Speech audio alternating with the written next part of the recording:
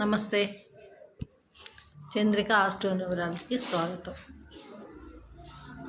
మనము ఏ సంఖ్య జాతకులు ఏ వృక్షాన్ని పెంచాలి, ఏ వృక్షాన్ని పూజించాలి అని తెలుసుకునే క్రమంలో ఈరోజు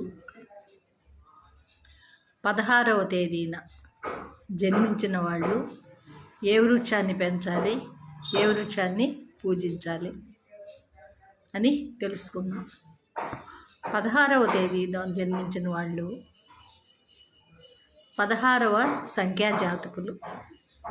వీళ్ళు మర్రి చెట్టును కానీ పెంచి ఇంటిలో కానీ పెరటిలో కానీ వ్యవసాయ క్షేత్రంలో కానీ ఎక్కడైనా పూజ చేసుకున్నట్టయితే వీళ్ళకు ఉండే గ్రహ దోషాలు తొలగి వీళ్ళు అభివృద్ధి చెందుతారు.